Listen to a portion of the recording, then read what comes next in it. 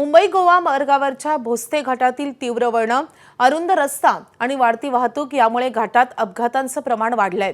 अनेक निष्पाप प्रवाशांना जीव गमवावा लागल्यानं हा घाट मृत्यूचा सापळा म्हणून ओळखला जाऊ लागलाय आणि त्यामुळे स्थानिक नागरिक, वाहन चालक आणि सामाजिक संघटनांकडून वारंवार सुरक्षिततेच्या उपाययोजनांची मागणी होती आहे।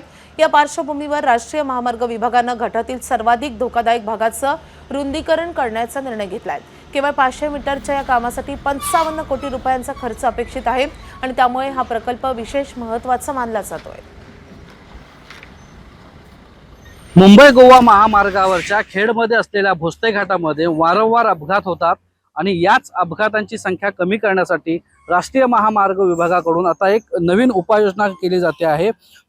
भोसते घाटातला हा 500 मीटरचा संपूर्ण परिसर आहे आणि या परिसरामधला जो रस्ता आहे तो जवळपास 10 मीटरने आणखी रुंद करण्याचा निर्णय हा राष्ट्रीय महामार्ग विभागाने घेतला आहे आणि त्याचं काम सध्या युद्धपातळीवरती सुरू असल्याचं पाहायला मिळतंय। आपण दृश्यांच्या माध्यमातून पाहतोय की हा संपूर्ण जो परिसर आहे, घाट परिसर आहे, या घाट परिसरामध्ये आठवड्याला मोठमोठे अपघात होत असतात आणि याचीच दखल घेत राष्ट्रीय महामार्ग विभागाने हा रस्ता जो आहे तो अधिक रुंद करण्याचा निर्णय घेतलेला आहे। अर्थात त्या संदर्भातली जी उपाययोजना आहे ती सध्या सुरू आहे। आपण पाहताय की इतक्या उंच जी ही संरक्षण भिंत आहे, या संरक्षण भिंत अधिक उंच करून ही सगळी उपाययोजना केली जाते आहे। हाच तो समोरचा परिसर आहे ज्या परिसरामध्ये वारंवार अपघात होत असतात।